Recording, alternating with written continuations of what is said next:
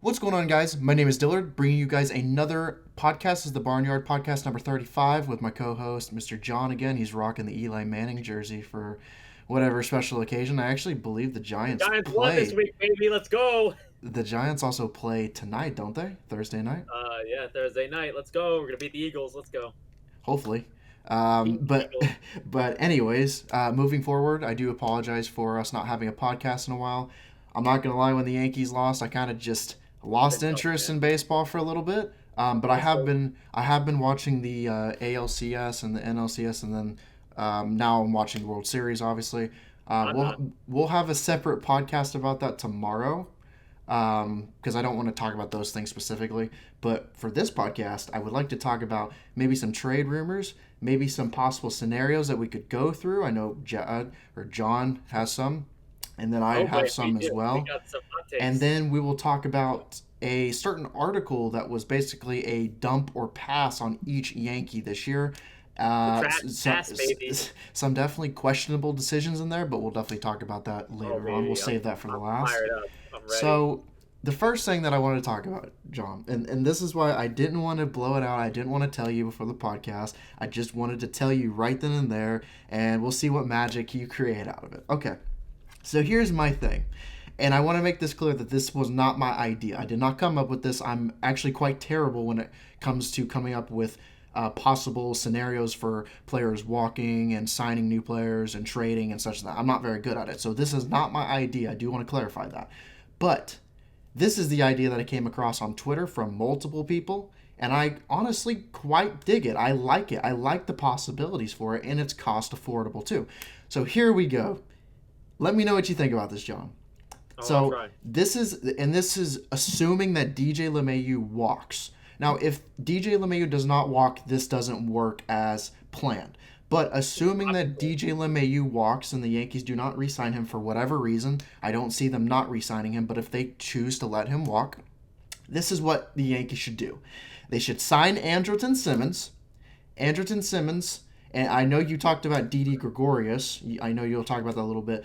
This is why I think this would be solid for Andrelton Simmons. Now, a lot of people were like, well, the defense is amazing. I mean, he's obviously a player that could go and be inducted into the Hall of Fame just from defense alone. He's insane. There is no shortstop that's even close to his numbers, with just the ultimate zone rating, the outs above average, the defensive run saving. I mean, you basically know just how unreal Simmons is. If you go to his page, you go to Fangraphs, um, basically since 2012, he saved 191 runs with 113.1 ultimate zone rating. I mean, it's just insane how elite of a defender is. There is no defender in baseball, both infield and outfield, that makes such an impact defensively as Simmons does. Okay, so not only that, I love Simmons. I think defense in general is a very underrated aspect of baseball. I think in terms of defense, outside of I would say Urshela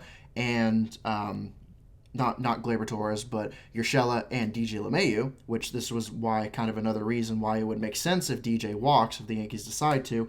Outside of Urshela and DJ, I think the Yankees defense, and I think you'd agree with me, lacks in that department, especially with Torres. And I don't think Voigt's a great defender at first base. I know, first base isn't necessarily like a go-to primary defensive position, but we can both admit that Luke Voigt is definitely a below-average defender at first base, and Gleyber Torres is pretty I'm not running awful. from that. I'm not Gleyber, running away from him. yeah, Gleyber Torres. He's definitely nowhere near Andujar, if that speaks I volumes want at to talk all. about it. But the thing is, I like Simmons' defense. And here's the thing: you shift Gleyber Torres back to his primary position because, like I said, this is assuming that DJ LeMahieu walks. You shift him back to his primary position at second base, where he's more comfortable, and then Wait, you who we shifting back to second base? Gleyber Torres. You shift Gleyber Torres from shortstop He's to a second. natural shortstop. His primary position is shortstop. That is his position. Yeah, It's not great, but but it is his he primary. definitely plays a better second base though. I mean, his defensive numbers say that. So this is It's why so I'm saying weird. this. He This is does so well on the shift, but when he's in his own position, he looks like he belongs in like the 1920s dead ball, like where he can't field. So weird. Shut up, phone. this is why I would say this. So you shift Glaber Torres to second, right? Okay, Right. so, because I think he's better defensively there. And the numbers have shown that he's better defensively there, and he seems more comfortable there. When Didi was at short, yeah. But here's the thing. A lot of people are talking about Didi Gregorius coming back. And I'm saying no to that. Because if you look at the numbers, because a lot of people, the primary reason why people are saying they want Didi back is they want defense. Now, here's the thing. You want defense, but you need to sign Simmons. And this is why. Simmons is not only, it's not even comparable. I mean, no defensive shortstop in general is comparable to Simmons, let alone Didi Gregorius. They're on two completely different playing fields as far as defense is concerned, and we know that. I mean, I don't have to tell you that. I don't have to tell a lot of people that. That's just facts. The numbers back that up. With that being said, though, we want a defensive shortstop. Simmons is way out of his league in terms of defense. And then you look at the offensive numbers. You go to Andrelton Simmons and you go to Didi Gregorius. And you compare their numbers offensively, and they're really not that much different of a hitter. I mean, I will say Didi Gregorius definitely slugs more. You know, he hits more for power than Andrelton Simmons. But you look at the average, you look at the on-base percentage, you look at the WRC+, the WOBA. I mean, they're very identical hitters. So if I look at this and I'm going, I also want a shortstop who can hit the ball a lot. You're going to get similar production from both Didi Gregorius and Andrelton Simmons, but I'm taking Simmons over Didi because his defense is miles better. And I know a lot of people might be like, okay, well, Simmons wasn't that great in 2020, and he's aging. That might be a factor because of why his defense wasn't good. Listen, I get it, but 2020 is such a bizarre year. There was a lot of elite, talented, and solid players that just didn't live up to the level that they're used to. Bellinger, Yelich, Chris Bryant, Rizzo, Javier Baez. I could go on and on about good, solid players or elite level players that just didn't produce like they normally do. So I'm only gonna take this season with a grain of salt. And I've said this about Gary Sanchez. I won't get into this, but it's kind of like, the whole stigma behind Gary Sanchez and people wanting to, dump him and get another catcher and sign JT Realmuto and stuff, which is a whole nother ball game on its own and a whole nother discussion. But it's just like, I'm only taking this with a grain of salt. Now, if Gary Sanchez comes out next year and is completely lost at the plate and does absolutely nothing to improve upon his atrocious yet unlucky season in 2020, if he does that for a whole, 100 plus 120 game stretch, assuming that he stays healthy or even longer, if he plays more than 120, 130 games, I would be amazed. I'd be in love with that. But you know what I mean? It's just kind of like going back to Andrelton Simmons thing. It's like, you can only take 2020 with a grain of salt because it's such a small sample size and it's such a weird situation with COVID-19 and everything that's happened this year. So moving upon that. Well, I have a question for you real quick before we move on about that. Okay. You want Andrelton Simmons really badly, right? Yeah, go ahead. Offensively, where would you put Andrelton Simmons in terms of his offensive ability? Like, if you were to give me a comparison to him versus somebody else, give it to me. What do you got? A comparison as in like equal, like as an offensive production? His equal. Like give me his equal, and I'll give you my equal, and I'm pretty sure it's gonna be a world apart. Well, I mean, that's why I mentioned we might as well, if we're talking about Didi Gregorius and the fact that people, because several Yankees fans, actually not even just several, a ton of Yankees fans have been very vocal on Twitter and just social media in general that they want Didi Gregorius back. I get it, he's a fan favorite. But you look at the numbers, and it's like, I know Didi Gregorius slugs more than Andrelton Simmons, but you're getting very similar production from both Andrelton Simmons and Didi. So if we're getting very similar offensive production from both of them, I might as well go with Simmons, because Simmons is far more superior in defense, and I think that's what the Yankees lack.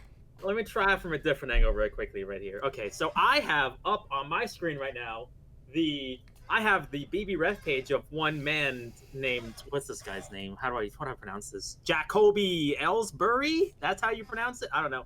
Well, as it turns out, they both have very similar OPS numbers. So you're telling me that you want me to sign Andrelton Simmons, who is essentially going to be an offensive Jacoby Ellsbury?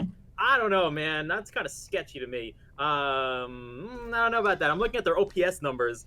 Simmons, 754, 752, 673, 702. Jacoby Ellsbury, last 4 years, 750, 703, 663, 747. Had a 781 1 year. Woo! That's higher than Simmons' all-time career number as a Yankee. That was a Boston year. But still, like, this dude is like non-existent in terms of the OPS category. Like, this dude is just like, he's a pit. People were like, oh, Jacoby Ellsbury, he can't hit, and I'm like, hey, the Simmons. Here's the flip side of it. However, I'm not a fan of average, and you know this. But don't a lot of Yankee fans complain because this team doesn't hit enough for average? If you're saying that, Andrelton Simmons is your guy. I'm just saying. I mean, he's a career 269 hitter. His on-base percentage is like rivaling Aaron Hicks in terms of shit. I mean, yes, I get it. He doesn't walk a lot. The good thing that about in terms of his batting average to his OBP, it's awful. I know. He had an OBP 1 year. He hit 264. His OBP was 309. How do you do that? Here's the deal, though. Although his 24. Here's the deal, though. Although he was technically a below-average hitter this year in 2020, and you can only take it with a grain of salt. At the same time, though, I mean, he had a 346 on-base percentage. Small sample size. Yeah, I get it. But I don't know, man. Like, that's the thing. Like, I see there's still some potential in Simmons, and that's what I'm saying. Like with the whole Didi Gregorius. Like, I know Didi Gregorius slugs more. He has a higher OPS. He has a higher WOBA. He has a higher WRC plus. But if here's the thing, if you look at it in terms of WRC plus, which is one of my favorite statistics, WRC plus is awesome. If you have 100 WRC plus, that means you're literally an average player. If you look at Didi Gregorius, he has a career of a 99 WRC plus. If you look at Andrelton Simmons, it's a 91 WRC plus. It's only 8 points different. That's not that big of a deal. That's not that huge of a difference. And here's the thing. I don't think the Yankees need hitters. I think they need pitching, and I think they need defense. And that's why I want to go with Simmons. I will definitely... I don't think we need... We need pitching. That's what we need. But here, like, this is the thing, though. It's like Andrelton Simmons is definitely cost affordable, though. He's only making around $8.29 million per year. You know? Yeah, but there's a reason for that. Because he's half of a player. But you're getting the defense, and that's the whole thing. Like, people are complaining about Gleyber Torres not being able to field a ground ball properly half the time, and that's what you're getting out of Simmons. You're getting defense. Oh no, he fields it properly. You're getting defense. You're getting defense, and that's what I like about Simmons. That's a huge thing for me about Simmons. And I'm also getting a guy who hits for like a pretty decent average, but you know what happens when you put the ball in play? You're grounded to a lot of double plays. As it turns out, he has like a massive amount of ground to double plays. Like, this dude averages 22 a year. Like, how often do we see this team grounded to double plays? We're just like, God damn it. Like, the leadoff guy gets on, and then Aaron Judge comes up and hits a ball 3,000 miles an hour to the third baseman. Next thing you know, it's an around-the-horn double play, and the rally's over. This guy grounds into double plays all day long. That's his job. I don't like it. I don't want this guy. I'm sorry. All right, you don't have to like it, but you can... Can you put a defense and just sub him out when it's his time for his first at-bat? Like, we'll just do that. And, like, just sign me up. Well, it's not like I'm going to be putting him as leadoff or anything. I think Simmons would definitely fit around probably the 9 spot, to be honest with you. But I want the 9 spot to actually do something. I mean, he has like, it's so weird. He has like okay speed, but he grounds up double plays like it's going out of style. It's so strange. It's all about defense, though, and that's the thing. A lot of people complain about the fact that the Yankees have no defense. If we're talking about not DJ LeMahieu and Urshela, of course, but we're talking about Gleyber Torres and Luke Voigt, which Luke Voigt is another story on its own. He has no RBIs. I don't understand this. This makes no sense. For a guy who hits 270, he has like less RBIs than Gary Sanchez did. It's so weird. The guy does not hit anybody in ever. It's the oddest thing ever. Do you know how many home runs he had this year? I believe he had 0 home runs this year. I mean, it's 30. Listen, I'm not saying it's the most genius idea in the world. I would much rather the Yankees re-sign DJ LeMahieu 110% times a year. But this is just assuming that DJ walks. I like the idea. And here's the thing. You haven't even let me get to talk about the other part of it. No, this isn't only signing Andrelton Simmons to maybe like a 1 to 2 year contract, but I'm also thinking about the possibility of signing Tommy La Stella and Joc Pederson as platoon players, as backup players. Like I said, this is assuming DJ LeMahieu isn't re-signed. I would much rather have DJ LeMahieu re-signed, but here's the thing. You know, I've had nothing but good things to say about Tommy La Stella. I don't think they gave him enough chance and enough shot in Chicago, where he had plenty of opportunities, but they never gave him those opportunities. which is, by the games played that he had, he would only play half a season, only have around 169 plate appearances or so. Not that many plate appearances. That's a very small sample size from, 2016, 2017, 2018. Not a lot of, plate appearances. So he never really got to shine with the bat. But, this year, he had 129 WRC plus, and then last year 122 WRC plus. I see a lot of potential with La Stella. He's a good, solid backup player. And then you look at Joc Pederson. Joc Pederson is not a defensive outfielder. His defense is very, very suspect, I will admit. But as a hitter, I mean, he's been a solid hitter throughout his career. I mean, he's 118 WRC plus for the people who like OPS.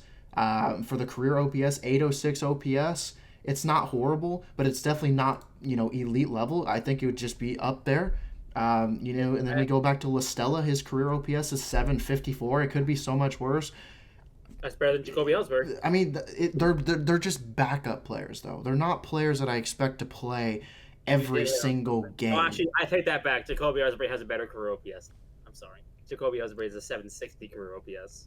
Jacoby Ellsbury for me is the measuring stick for ineptitude. Mm-hmm. Like, it's either he's the line of delineation between do I like this guy or do I not like this guy, because like here's the thing I'll say about La Stella. Here's the thing I'll say about La Stella. The thing I'll say about La Stella is his numbers never shot upwards until he got a chance to play with the Angels and then forward. And then, obviously he got traded to the Athletics. He never got a shot. And then we finally got a shot where he was playing just about every single day. He was showing glimpses and potential of what he is and what he has the potential to become. So that's why I like Tommy La Stella. Right now, the Athletics are paying him $3.25 million per year, free agent in 2021. Obviously, Simmons is a free agent in 2021, and so is Joc Pederson. Joc Pederson is making roughly about not his service time, but his contract right now with the Dodgers is $7.75 million. So you take that, you basically you don't have DJ re-signed. Like I said, this is all speculation if DJ doesn't get re-signed by the Yankees. You're basically signing Pederson, you're signing Tommy La Stella, and somewhat Andrelton Simmons. Obviously, I think they're going to have to pay more for all three of those guys than you'd have to pay for DJ LeMahieu, but I think it's around the same point, And like I said, this is just speculation. I'm not saying that Brian Cashman is going to go out there. He might not sign any of them, okay? I want DJ LeMahieu. And for all the people out there who want to trade Luke Voigt and put DJ LeMahieu at first base, take a hike. Get out. I've never understood that, by the way. That concept makes no sense. I have not. Here's one of the things that I'll say. I'm done with the Joc Pederson. You understand my claims for Simmons, Pederson, and Tommy La Stella. Yeah. I can appreciate them. Yeah. One of the other things that I could definitely say is maybe trade Adam Ottavino. Maybe. We're just gonna. I just dump him. Just cut him. Which I didn't think that would be too hard of a decision for you to make. No. We can't trust him. We can't trust him to do anything. No. Here's a big one. Now, I know you said you want Bauer, and I want Bauer too. I really want Bauer. But here's the thing. The problem with Trevor Bauer is his contract that he wants. He says he wants to go year to year, so you can't sign him to a long-term deal. So it's like he's going to get paid like $40 million this year, and I'm like, no, I'm good. Mm-hmm. Obviously, we both want Bauer. A lot of Yankee fans probably want Bauer too. Cole and Bauer, that's just an insane 1-2 punch. Bauer doesn't want to go long-term contract. He doesn't want. But here's the thing. Here's the thing I want to point out. We go to the New York Yankees contract right now, and you're running into a certain situation because you have Tanaka and you have James Paxton, both free agents now. What are you doing with them? Because you're worried about James Paxton and the fact that he had a lot of velo, a lot of velocity issues in 2020, and then you have Tanaka, it's obviously very certain. It just seems like he's going on a downward spiral, and that whole Tanaka is nails in October doesn't seem like that's the case now. Because Tanaka going on a downward spiral is having a 3.4 ERA and then having two bad playoff games, one which was in the middle of a monsoon, then. I've been in the downward spiral for 5 years then. So, I don't know. I would resign Tanaka. You would resign Tanaka? I don't really care. The one thing that I like about Tanaka is he's definitely an innings eater, but the fact that his FIP continues to go upwards from the last 3 years is very concerning because I like FIP. I don't just look at ERA. I get a lot of people just like ERA because it tells you how many runs, but that doesn't tell you the whole story. You look I at, feel like it's because Tanaka has given up a lot of home runs because of the juice balls. I mean, you look Having at relearned the growth splitter. you look at the Sierra. His career Sierra is a 3.99. His Sierra in the last 2 years has been above 4. I mean, I get Tanaka as an innings eater, but honestly, if I had to choose between Tanaka and Paxton, I'm taking the risk on Paxton because I think Paxton is a 110% better pitcher than Tanaka is, hands down. I'm just going to admit that. I know that might be controversial, but here's the reason why I say this. Okay? And hear me out. And I actually didn't pick up Paxton's page real quick because I didn't even think about it. But you look at their numbers, you want to talk about ERA. Tanaka has a career 3.74 ERA, while James Paxton has a 3.58. Tanaka 3.91 FIP, James Paxton 3.31 FIP. You look at Tanaka's F4, over 1,000 innings pitched with a 18.9 F4. Paxton hasn't even pitched over 800 innings, and he has a 17.4 Right, but F4. that's why, because he only pitched 800 innings, because he doesn't ever pitch. He's been in the league for 7 years now. I would rather take my chances on Paxton because I know Paxton is a lot better pitcher than Tanaka is. Tanaka's not a terrible pitcher. I'm not saying he's terrible. Oh my God, he's definitely an innings eater. Paxton's baseball reference page has a shitty picture of his mustache on it. I hate it so much. I want to punch that face so badly. But it's like, who do you take and that's the thing. Like, who else are the Yankees going to sign? Because obviously they're letting J Happ walk. I mean, they're not re-signing him. I don't even think J Happ was to be here. I just don't think Tanaka's on a downhill spiral. Like, the guy just had 2 bad playoff games. One was in the middle of a rainstorm. The other one was against the now playing in the World Series. I don't blame him for the monsoon. I will not blame him for the monsoon. Bad playoff games, I mean, like, is that a bad thing? Like, I mean, I just think that the juice balls aren't helping him. Like, his whip is down this year. I mean, like, he only gave up 1.16 walks hits per inning pitched. I mean, like, his strikeouts at 9 is back up from last year. His walks are down. I mean, it's not like he's lost command of the zone. It's just like, I think the shortened season hit him the wrong way. I mean, I don't know. I mean, here's the thing. You could be right because there were so many players that got affected by the whole. I'm just glad he pitched the whole damn season. Here's the thing, though. Here's the thing I will say. If I had a pitcher go out there every day and throw me a 3.5 ERA, I'm happy. Here's the thing I'll say about Tanaka. I don't think he's worth as much as he's asking for. He fights. Well, I don't know what he's asking for right now. The guy gave up 9 home runs this season and 19 earned runs. Like, that's pretty good to me. I'm taking that. So right now, Tanaka, he signed. Obviously, he's on a 7-year, $155 million deal with $22.14 million per year. Do you think that should be? Because if they're going to sign Tanaka to another deal, I don't think he should be making as much as what he's making right now. I generally don't think that people are going to ask that much for him. I mean, like, my problem is the fact that he still has an arm that's like destroyed. Like, we don't know when that's going to blow up on him, and he doesn't know either. I mean, that's why I think Tanaka pitches so well in the playoffs, because he saves his bullets for the playoffs. Like, he saves his best pitches for the playoffs, so that way he doesn't blow his arm out in the regular season. Mm-hmm. I think he's pitching on borrowed time. His arm's going to go. It's not a question of if, it's a question of when. Mm-hmm. So I feel like that is not going to command that much on the open market. I don't think that it's like, the way I look at it is, if he's a playoff pitcher and not really a regular season pitcher like El Duque was, he's not going to command a lot of money in the open market, because you're only teams that are going for the playoffs are going to be interested in picking him up, because you want him to pitch in October. You don't need him to get there. You just need him to be alive when the playoffs come around. I don't think that a lot of teams are going to be interested in him genuinely. I think he's going to just be like, I think he'll honestly take a pay cut to stay. I think he'll take like $15 million. Mm. I don't know how many years. Maybe team options or like incentives. Maybe, I don't know. But I feel like that you can get him for $15 million. Like, I would not give him a qualifying offer. It's just me. Alrighty. I actually forgot to mention one thing though. I forgot to mention one thing about the Simmons deal and the whole, going for Simmons and going for La Stella and going for Pederson, because I think it's cost affordable if they don't re-sign DJ LeMahieu. This is a big thing, because here's the thing. Francisco, and here's the thing, you can pick and choose which one. You can pick and choose which one you want, and it's not just him, okay? Can I have one of them? It's Francisco Lindor, Corey Seager, Javier Baez, Trevor Story, and Carlos Correa all hit the market in 2021. Would you not want to give yourself an opportunity to sign any of those players? I don't want any of those players. Not even Corey Seager, who's been killing it in the postseason. Okay, He's been a monster. Seager, but I'd rather put Miguel Andujar at shortstop than have Javier Baez. Are you kidding me? Do I want some guy with no arms to play shortstop? Then with no.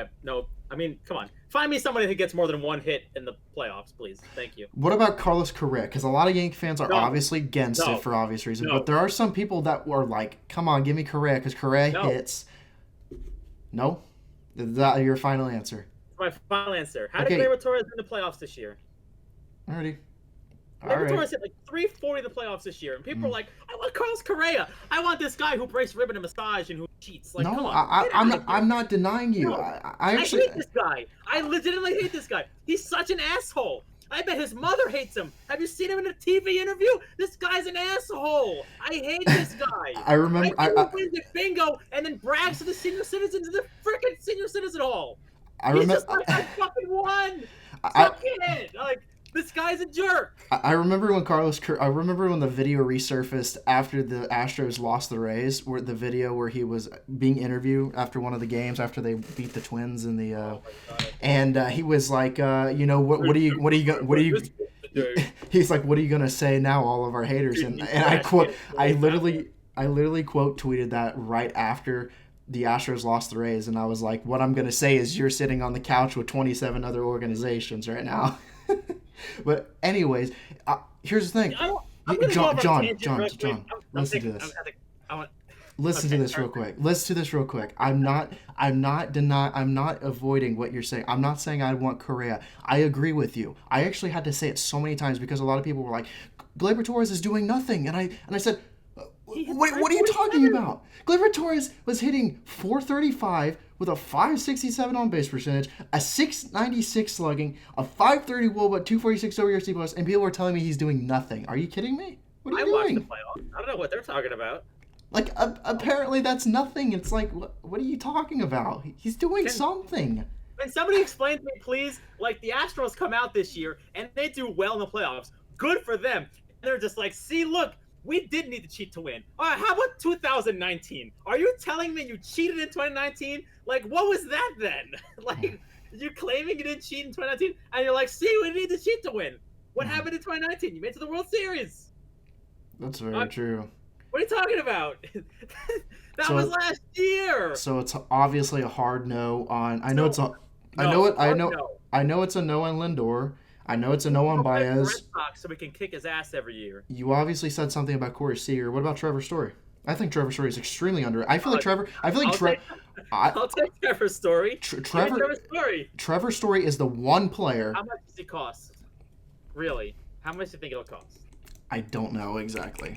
It seems like every year he is like a fantasy baseball god. I mean, like, he always has a good year. Trevor Story right now is on a 2-year contract, $27.5 million. He's making $13.75 million per year. Shit, $27.5 million. That's kind of scaring me, dude. For a guy who strikes out 180 times a year. Here's the thing: DJ LeMahieu's contract for 2 years was actually quite similar to his, though. Except it wasn't $28 million. Well, it was Trevor Story's is 27.5. DJ's is 24.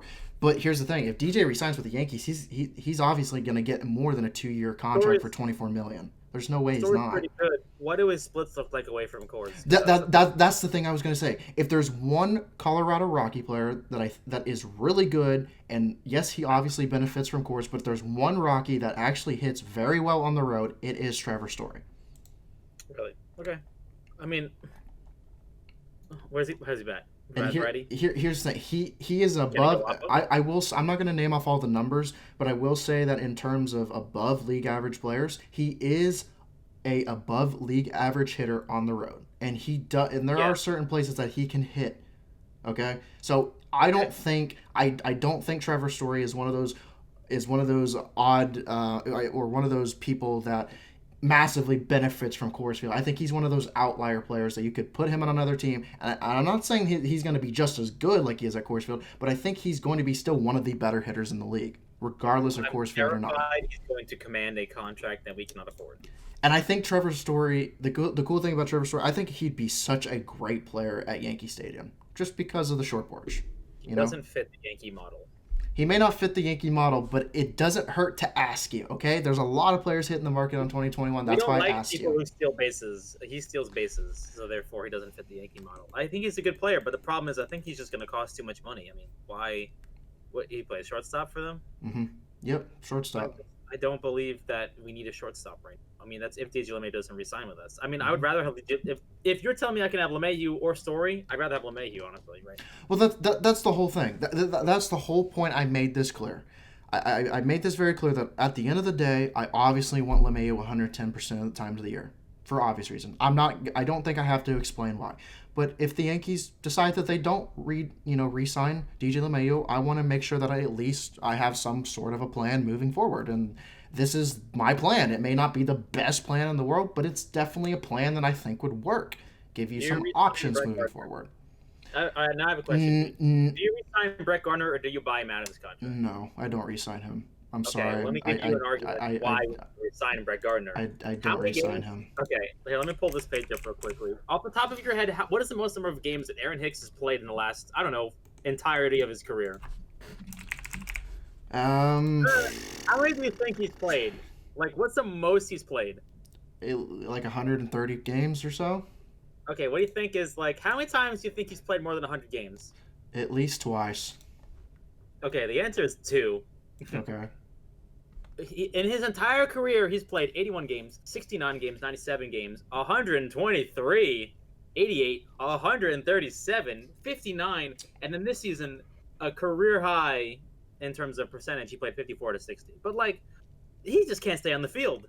He just can't stay healthy. I need a backup for him. Who's your backup right now? If Aaron Hicks goes down, who's your backup? That's why you don't re-sign Gardner and you go with other backups like La Stella and Pederson, who I'd rather have. I'd rather have you have Joc Pederson. I want Brett Gardner. Let him play defense. Joc Pederson's a better hitter than Brett Gardner is. Yes, here's the thing. I will say Brett Gardner is an elite defender, but I think it's time to move on. I really do. His value to me is actually really good. I'm just not on board with it. I'm just not on board with signing. I'd rather go with other options, and I think Pederson would be a good option. I know. Obviously, Gardner is a lot better defender than Pederson is, but I think Pederson's a lot better hitter than he is. I think that when Brett Gardner, I feel like he just got off to a rough start this year because of the weird season, and then he got going at the end, and he really showed you what he's made of. I mean, he really showed up at the end of the season. I'm not saying Brett Gardner is one of the worst hitters in the league. I'm not saying that at all. I'm not saying that either. I know you're not saying that. I don't know, man.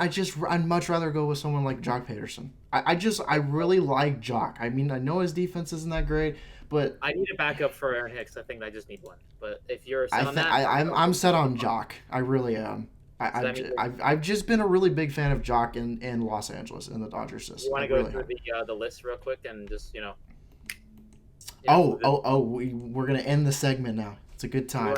I'm good to move on. All right, yeah. We're good to move on. Anybody else? How about Marcus Stroman? Would you sign Marcus Stroman? No, he can't handle Yankee Stadium. I know his sample size is very small, but he hasn't proven that he can do anything at Yankee Stadium except give up runs left and right. I'm terrified of him to vary the delivery. And the thing with Marcus Stroman, I said this on Twitter actually yesterday. Stroman has the potential of being one of the better pitchers in the league. He needs to shut up and pitch. But back it up. The problem with Stroman is he's too inconsistent. He'll be good one year and then the next year he falls off, and he'll be good one year and then he'll fall off next year. He's too inconsistent. Back up his claims, he's talking all this shit. How did it go with the Mets this year? Oh, we opted out. Good job. And then he talked. He was saying some stuff on Twitter yesterday about, the only pitcher that he thought was going to be, above him in the league in the next 5-7 years was Cole, and then he later off and said, "Oh, I forgot about Severino," and I'm like, "Oh yeah, right, you forgot about Severino." Go to Severino later. Who is on our roster right now that you can see is still here in 5 to 7 years? I'll wait. Cole, Garrett Cole and Severino. That's it. Oh, okay, thanks, Stroman. But here's the thing, and I tweeted this out too, and I was like, okay, well, if you're talking about moving forward, I can agree with you. But here's the thing. If you're talking about pitchers right now, even James Paxton and Tanaka are a more consistent pitcher throughout their careers than Stroman is. Numbers show that too. Yeah, including more consistent injuries too. And it's kind of like what you said. He just needs to shut up and continue Show me what pitching you can do. and show me what you can do. Don't talk with your mouth. Do it with performance and show me with results. You had a pretty decent year last year. I'd be happy if my pitcher went out and did that. But for the love of God, like you just, you were so excited for this year. You're like, we're going to the playoffs. I'm pretty sure. And then what happened?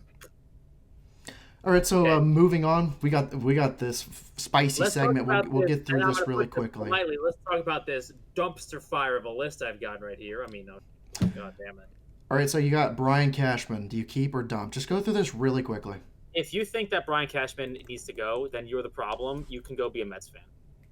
All right, moving on, because I agree with you. All right, so Aaron Boone. Keeping Boone. Keeping Boone. Everybody can shut up. I don't care. Garrett Cole, keep. Well, I don't think we have an option for that. No, we don't.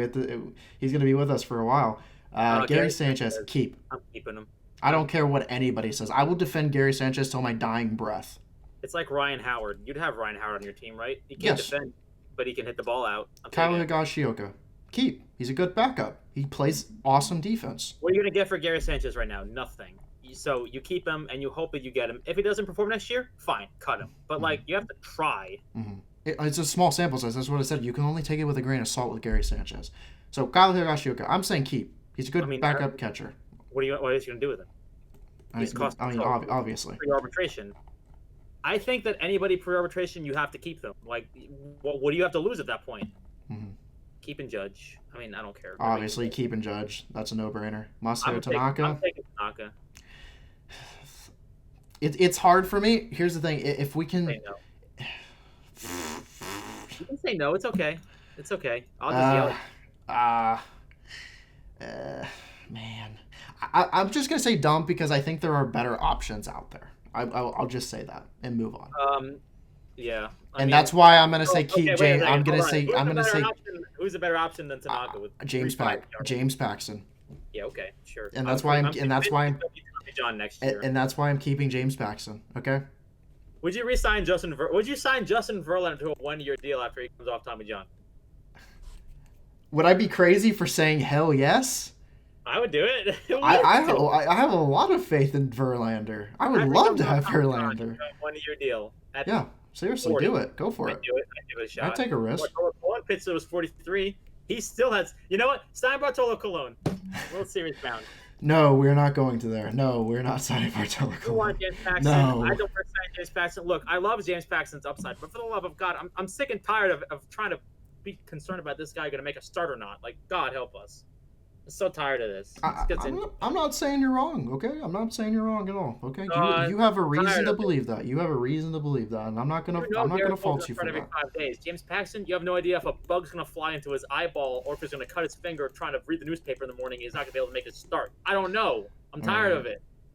All right, moving on. J-Hap, dump, obviously. Don't really think I need to stay about that. Zach Britton, keep. Obviously. Zach Britton's been awesome. The ground ball king. Cost control team option. Sign me up. Aroldis Chapman, keeping him. We have an extension. What are we going to do? Cut him?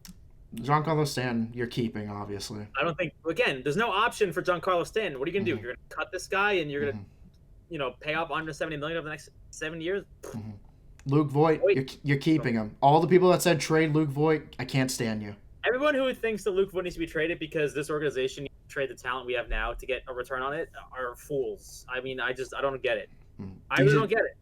DJ LeMahieu, keeping. Re-sign the man, please. Please re-sign the man. I want to try to sign him if I can. Dump Ottavino. Get out of here. Get lost. Adam Ottavino, dump. Gleyber Torres, keeping, obviously. What are you gonna do? What are you gonna do with Gleyber Torres? I'm keeping him. Like, I can't say no to the upside production of his bat. I mean, he can learn to field. You can teach him to field, but you can't teach him to hit. And he can hit. Keeping Gio. Gio Urshela, cost efficient with Gio Urshela. I mean, at the end of the day, why? I actually saw people on Twitter discussing to trade Urshela, and I'm like, why? How can we trade your mother instead? All right, how do you feel about that? He's a solid player, and he's cost efficient. Why would you trade that? That's dumb. He's a Super 5 player. Like, come on, get out of here. Aaron Hicks, you obviously know I'm saying keeping. I love Aaron Hicks. I'm one of Aaron Hicks' biggest defenders, and I always will be, just like I'm one of Gary Sanchez's biggest defenders. I defended Aaron Hicks last year, and people were real down on him, and now it's good to have some company defending him. And I will continue defending him next year and the year after that.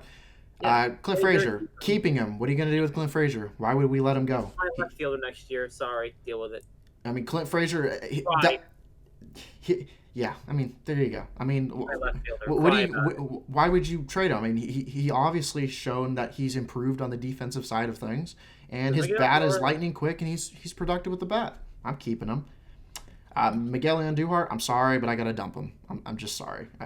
Does he have rookie options? He doesn't. I don't know if he has options or not. I can't do Andujar. He's such a liability as a defender, and even with some of the what am I trying to say? Not service time, but the increased amount of play time that he had, I just don't think his bat is worth it for how atrocious he is defensively. He's just too big of a liability. So I really wouldn't gotta dump Andujar. Getting rid of him. Genuinely, I wouldn't. Sorry. Brett Gardner. I'm sorry. I gotta dump him. We obviously already talked about this. Here's the thing. Here's the thing. I will say this for you, John. And this is, it all comes back down to whether they re-sign DJ LeMahieu or not. If they don't re-sign DJ LeMahieu, go get Joc Pederson and dump Gardner. If they re-sign DJ LeMahieu, I guess I can keep Gardner, but I still want Joc Pederson. And Joc Pederson is cost efficient, and he's not going to cost a lot. That world's okay, but I think that you keep him as a backup. You can play all the outfield positions. I believe in him. I think he's a great leader in the clubhouse. Like, I'm not losing CC and Gardner in back-to-back years. Like, this team needs a leader. He's the leader. You know, maybe Cole next year will be the leader, like in 2022. But I like Gardner. He's a real fun guy. I love him. All right, so moving on, Mike Tauchman. Now, I don't know. Do you want to keep him and give him chances after what he did last year, though? This is a genuine question, by the way.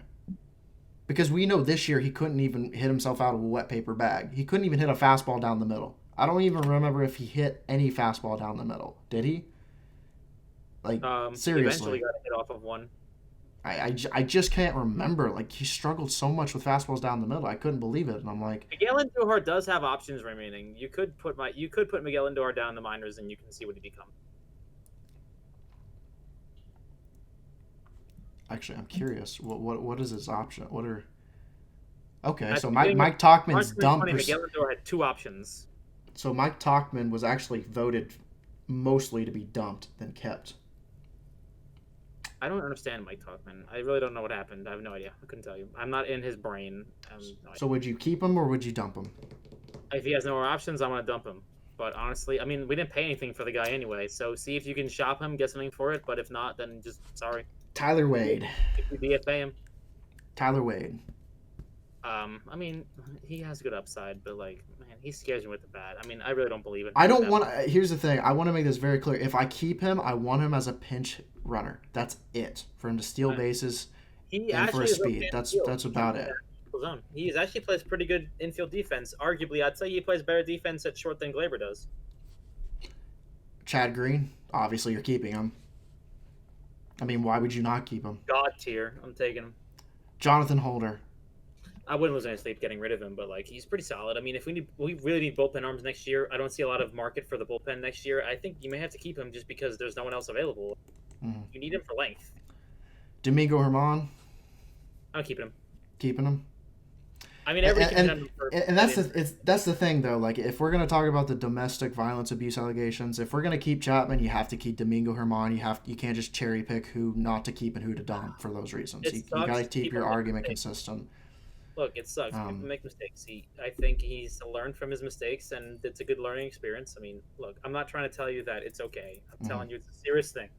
But I think that if you can shows you that he genuinely understands that he made a mistake and he learned from it, then life's all about second chances. You know, don't throw the kid under the bus just because he made one dumb mistake. Everyone in life has made one dumb mistake. It happens.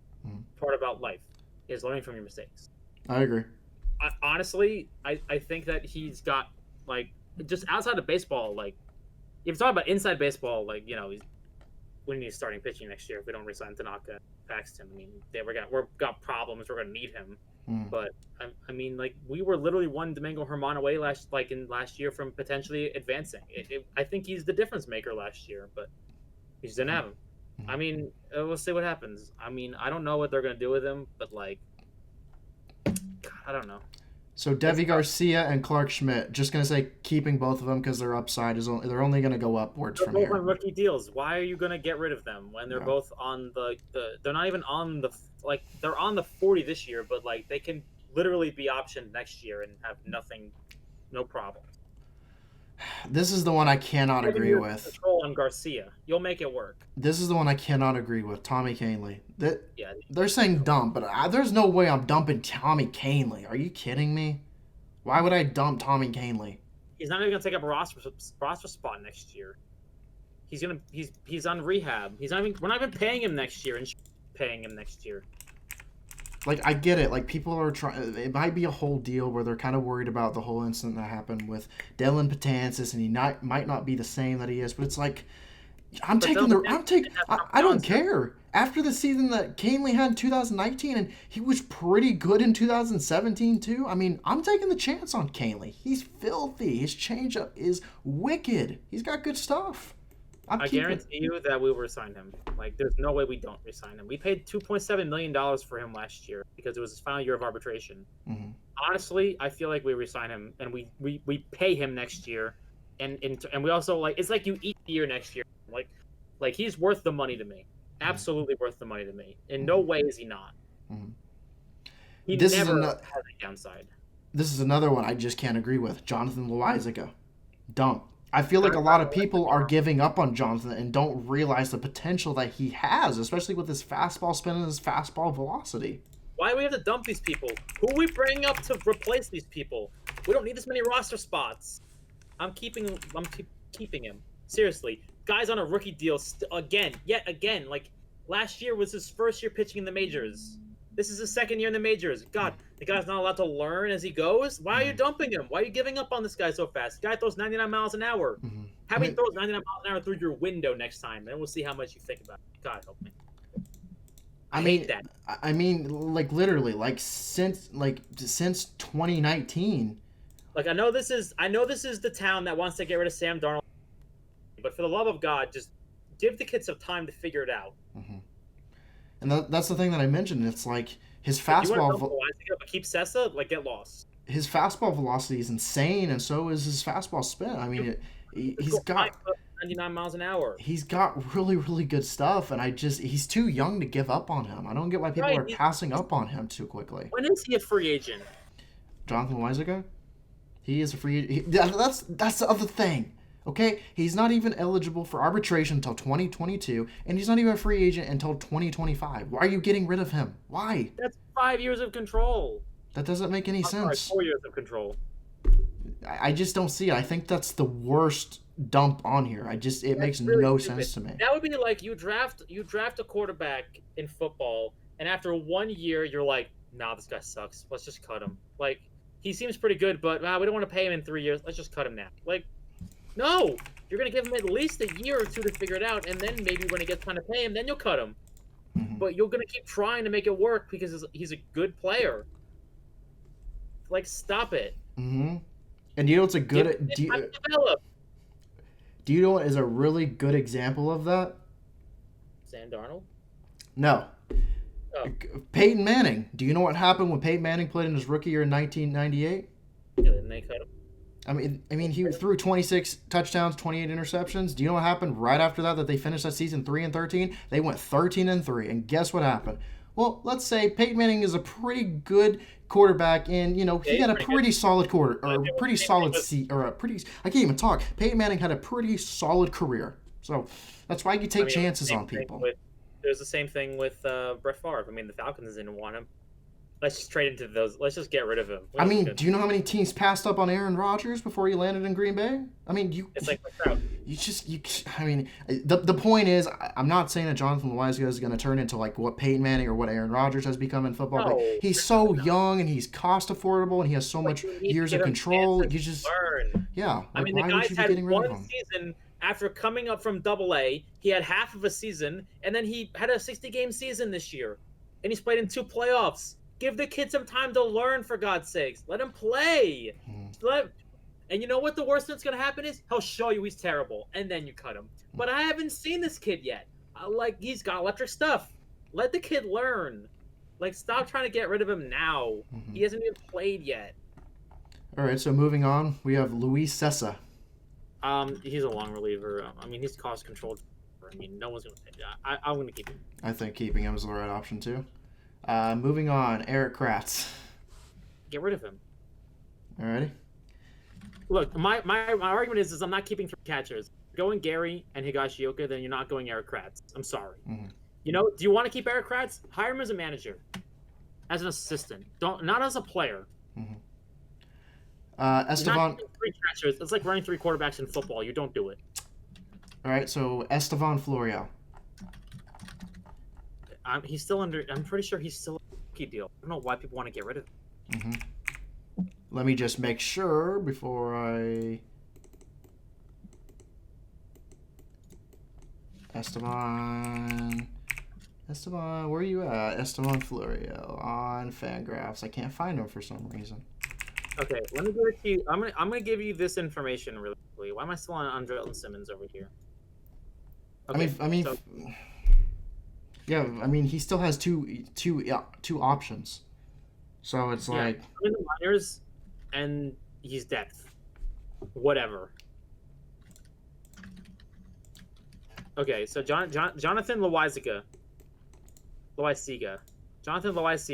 has pitched 79 innings in the majors. Compare that to Chad Green 1 year. In 1 year entirely, almost eclipsed his entire career. Mm-hmm. And these guys want to get rid of him already. Mm-hmm. Are you kidding me? He had his best year of his career. He was 3-0 with a 3.5 ERA. He made 3 starts, and he closed 2 games. Come on. Let's get real here. All right, moving forward, though, because kind of discussed Florio just a little bit. I'm keeping him. Mike Ford, what are you doing with him? You have very passionate feelings about Mike Ford. I hate this. Why do you want to keep him so much? Where are you going to play the guy? He's a glorified pinch hitter who fails half the time. Come on. Here's the thing, though. Mike Ford was very solid in 2019. I think a lot of it was also kind of a case of Gary Sanchez. I think Mike Ford, a lot of times he'd have hard hit baseballs and just would have nothing to show for it. He just got unlucky a lot of the time. Now, I'm not saying every time, but I do feel like Mike Ford did get unlucky quite a bit of the time. So I'm personally gonna keep Mike Ford. I'm gonna pull up his baseball savant. I'm actually gonna keep Mike Ford. Look, his hard hit percentage was great. That's great. His hard hit percentage was 43%. Unfortunately, I feel like his contact was like 5% because he kept looking at fastballs down the middle or swinging and missing. Or he'd pop the ball up at 1,000 miles an hour, dead straight up in the air. But the other thing about Mike Ford is he has 2 options. So that's kind of my reasoning for it. Fine. He can sit in the minors, but I'm just saying, I don't want to see him on this Major League roster, or else I'm going to have a conundrum.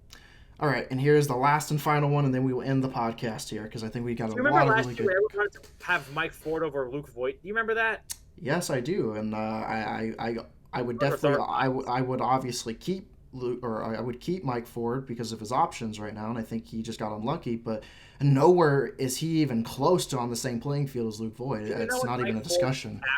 Okay, I want to give you this. Do you know what Mike Ford's average launch angle was this year? His average launch angle. I really don't know. I actually really don't know. If you were to guess a number, what would you assume it to be? Like 70 launch angle? Launch angle. How many degrees of launch angle? Average. I seriously have no idea, to be honest with you. I can't guess. Okay. Like -2. No. it's impossible. Positive number. It is a positive number. It's not much by much, though. 20? His average launch angle is 8.4 degrees of average launch angle. Oh, that's yikes. His batting average was only 234. I can see what you're talking about, but like, yeah. Well, he has potential. That's the thing, and he still has options. So I'm willing to give the kid more chances. Kind of like what you said with Jonathan Loizaga, I'm willing to give Ford chances. That's what it's all about. Last and final one, Tyler Estrada, getting rid of him. I don't see the big deal in Estrada. I think he has options. Put him in the minors. I don't. I mean, if you're gonna put him in the minors, and so be it. But I don't want him on a major league roster, like ever. Seriously, I mean that with all sincerity. Don't let him play ever. We're keeping everybody. Seriously. So put him in minors. See what he does. Stop running into walls. It's good bench depth. Whatever. provide security for our players. All right. He seems to have flashes. So, is there anything else that you want to mention before we go ahead and go? Because I'm good. I got everything that I needed off my chest. Mark your calendars, boys. We're going. Be a half game back at the Cowboys. All right. So I hope you guys did enjoy the podcast. We will definitely be doing more frequently podcasts. Like I said, we just kind of took a break a little bit, recollect our thoughts, because I personally was not the happiest individual in the Yankees loss, but what can you do as fans? Leave in the comments what sports you're watching now that baseball is ending, because I'm lost. Like, my phone suggested EuroLeague basketball the other week for me because I was so bored. Well, it's gonna be football for me and college football, but Can't watch football this year. Yeah, but that's about it. I hope you guys did enjoy the podcast, and we will see you guys on the next podcast.